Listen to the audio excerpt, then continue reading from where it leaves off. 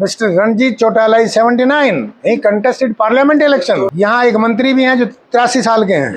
And there are so many leaders who are about and beyond 80। जैसा कोई बर्ताव करेगा वैसा मैं उससे पहले करने के लिए तैयार हूँ कि आशीर्वाद अपने से छोटे से नहीं लिया जाता। आज मैं ये कहूँ मेरे आशीर्वाद के बिना वो सांसद नहीं बनते, ये गलत है, या उनके आशीर्वाद बिना कोई विधायक नहीं बनता, ये भी गलत है। तो हमने मोदी के नाम पे मदद कर दी। देखो वो हार मानते हैं, ये दुर्भाग्य है। जीत चाहे एक वोट से हो, जीत तो जीत है। उनको एहसान मानना चाहिए परमात्मा की भी, का भी, मोदी जी का भी, और इस इलाके की जनता का, जिन्होंने इतने बार लगातार जिता के इतनी वोट दिला दी।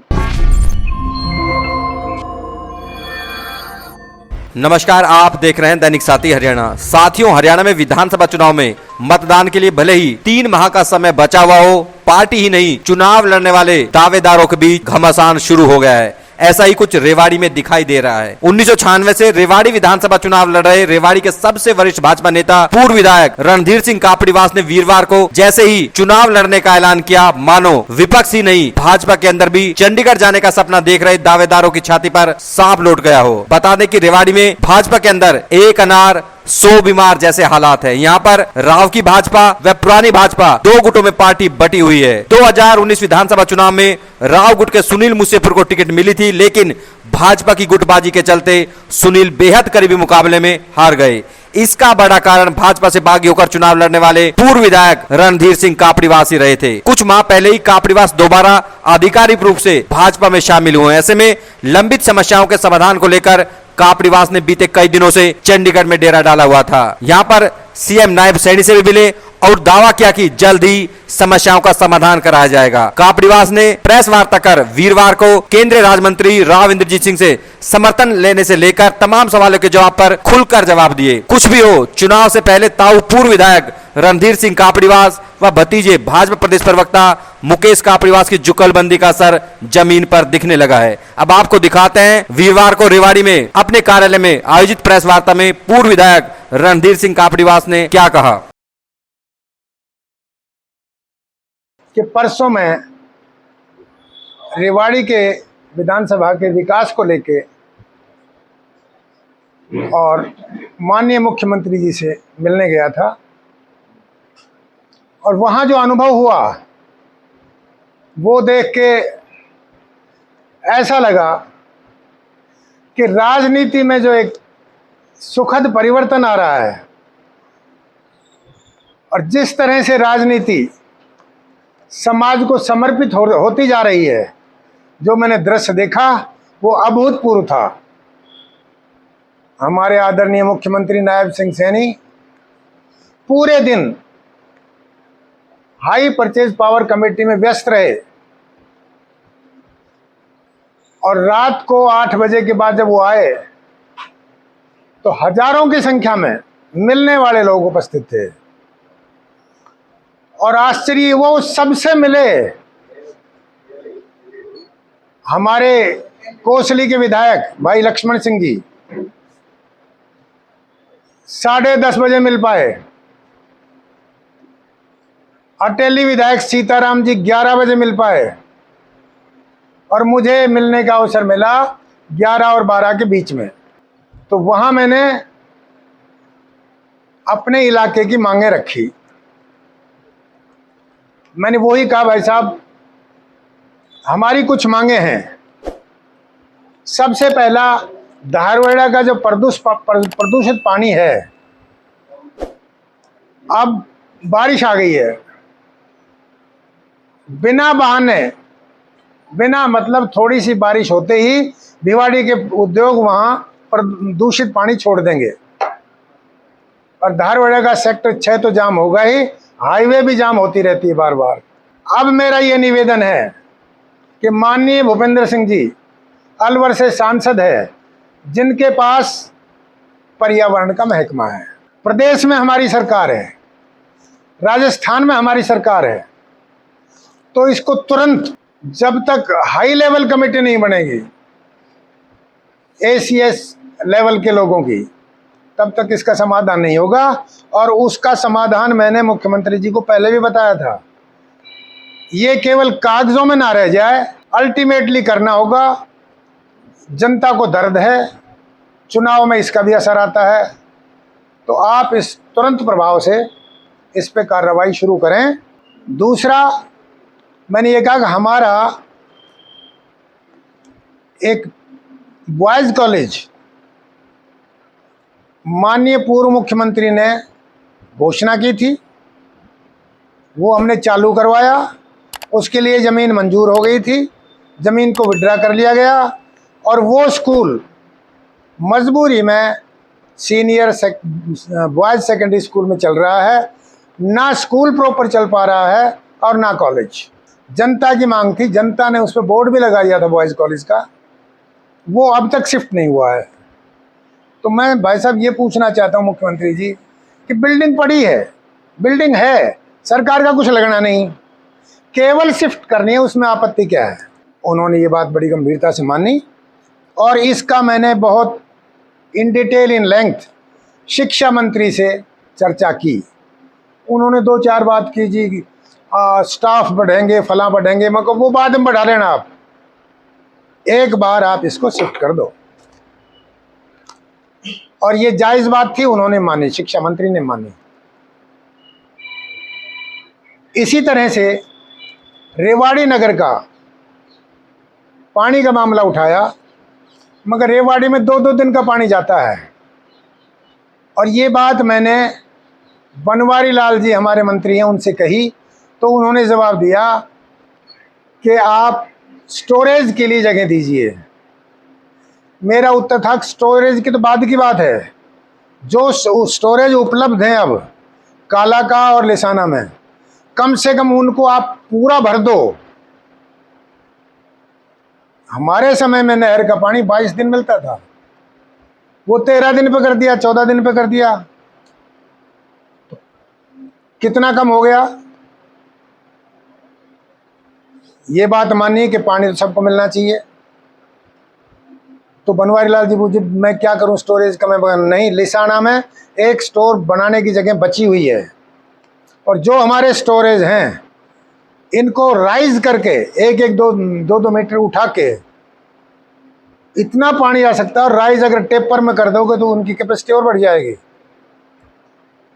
तो बोला चलो इस प्रपोजल पे हम काम करते हैं। हमने विकल्प दिए। फिर मैं इरिगेशन मिनिस्टर से मिला, उन्होंने मेरी सारी बात सुन के उसी समय अपने सीनियर अधिकारी को आदेश दिए कि रेवाड़ी में पहले ही हफ्ते से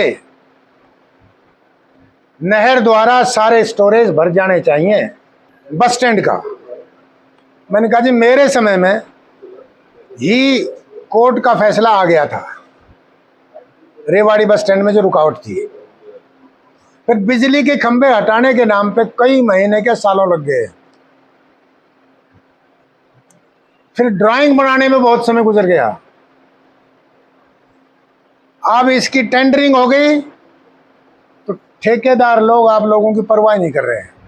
मैंने खुद बात की असीम गोयल से, मैं बोला भाई साहब मैं इसको प्रायोरिटी मिलूंगा, मैं लेता हूँ। धारवाड़े के बस अड्डे की भी यही बात की। मैं कहा जी मैंने उसको कंडेम कराया बिल्डिंग को, विधानसभा में सवाल उठा के उसका बजट सैंक्शन करवाया, बिल्डिंग रिजेक्ट कराई, वो बजट दे दिया। बजट देने के बाद स्थिति वहीं की वहीं है। उसकी ड्राइंग इतनी लेट बनी है, टेंडर हुआ नहीं उसका। तो ये सारी बातें गंभीरता से ली गई हैं, शीघ्र करेंगे। मैंने कह दिया अब 3-4 महीने हैं, सरकार कम से कम अब एक्टिव मोड में तो आना चाहिए। लोगों को लगे तो सही काम शुरू हो गया, करेंगे या कर रहे हैं। Election definitely, why not.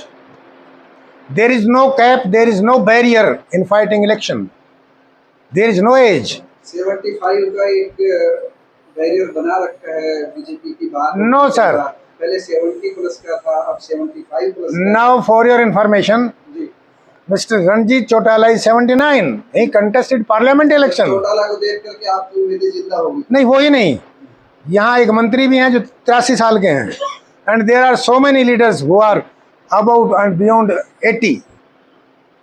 कोई बात ही नहीं है। और अमित शाह जी ने कह दी कोई कैप नहीं है ऐसी। इसलिए there is no cap, there is no cap sir. Bharatiya Janata party में है जिसमें राहुल गांधी। जी हाँ, जी हाँ। अगर पार्टी आपको मौका देती है चुनाव लड़ने का, तो क्या आप पहले की तरह राव इंद्रजीत से आशीर्वाद लेने जाएंगे? देखिए, ये समय बताएगा, हर चीज समय के गर्भ में है। मैं पहले बता सकता हूं, मेरी एक आदत है, जैसा कोई बर्ताव करेगा वैसा मैं उससे पहले करने के लिए तैयार हूं। और मैं एक बात और क्लियर करूं कि आशीर्वाद अपने से छोटे से नहीं लिया जाता। उस चुनाव में मुझे हमारे संघ परिवार ने, पार्टी के हाईकमान ने भेजा था ये कह के कि कापड़ीवास जी हम रिस्क नहीं लेना चाहते। और कैंडिडेट तो हर आदमी के आगे हाथ जोड़ता है, हर वोटर के आगे भाई वोट दे दे, तो वो तो हमारे सांसद आप जाएंगे। हाँ, तो मैं वहाँ पार्टी के कहने से गया और जो कुछ हुआ वो सब आपके सामने है। अभी जब हम रेवाड़ी शहर की बात करते हैं, रेवाड़ी विधानसभा क्षेत्र की बात करते हैं, तो जो आपके समय के मुद्दे थे, चाहे कॉलेज का हो, चाहे दूसरे इश्यूज हो, चाहे बस स्टैंड का हो, सारी परियोजनाओं को, चाहे बाईपास का इश्यू हो, सारी परियोजनाओं को या तो धीमी गति से आगे बढ़ते देखते हैं या वो पूरी नहीं हुई है। आप मतदाताओं के बीच क्या संदेश लेकर जाएंगे, कैसे पैरवी करेंगे भारतीय जनता पार्टी? मेरे समय जो काम हमने घोषणा कराई थी उसमें पानी का ट्रीटमेंट शुरू हो गया था, ऐसा नहीं बल्कि पूरा काम हो गया था। बॉयज़ कॉलेज जमीन खुशने के बाद भी हमने चालू इसलिए करवा दिया था, पता नहीं आगे को स्कीम कोई कॉलेज कोई कैंसिल कर दिया जाए, तो हमने रजिस्ट्रेशन और इसको चालू बिना बिल्डिंग, केवल प्रयास से और इच्छा शक्ति से वो चालू कराया था। ट्रॉमा सेंटर का जो फुटओवर ब्रिज, और आपको याद होगा 2014 से पहले मैं भी अखबारों में छपवाता था और आप छापते थे कि रेवाड़ी का अस्पताल भाई भाई के झगड़े में MLR काटने का एक दफ्तर मात्र है, एक्सीडेंटल काट उसमें पोस्टमार्टम का एक दफ्तर मात्र है, यहाँ कोई चिकित्सा नहीं होती, कुत्ते सैर करते हैं। उस समय OPD वाज 150। ये तो रिकॉर्ड की बात है। आप देखिए अपना सीनियर गर्ल्स सेकेंडरी स्कूल जिसकी बिल्डिंग अब भी बन रही है, उसको तोड़वा के कंडम करवा के उसका बजट 9 करोड़ मंजूर करा के दे दिया था। अब मेरे जाने के बाद कुछ कछुआ चाल में आ गए, कोई उसको परस्यू करने वाला नहीं रहा, कोई बढ़ाने वाला नहीं रहा।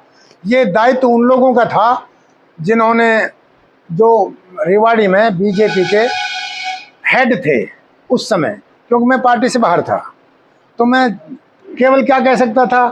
फिर भी बाहर होते हुए भी मैं मुख्यमंत्री जी को ज्ञापन दे के आया था और माननीय प्रेस ने वो छापे थे। हालांकि हाँ जी बात कर लो। जी बोलो। मैं कह रहा था कि आपने अभी कहा कि RSS ने आपको वहां भेजा था और आप वहां गए थे, तो कहीं ना कहीं आज मलाल है कि आपको नहीं जाना चाहिए था, आप चले भी गए तो आशीर्वाद जैसी जो बातें हैं वो नहीं होनी चाहिए। नहीं, कैंडिडेट को नहीं, वो क्या है, बातें होनी चाहिए, लेकिन उसको इस तरह से इंटरप्रेट किया कि उनके आशीर्वाद के लिए गए थे और उनके बिना ऐसा नहीं होता वैसा नहीं होता।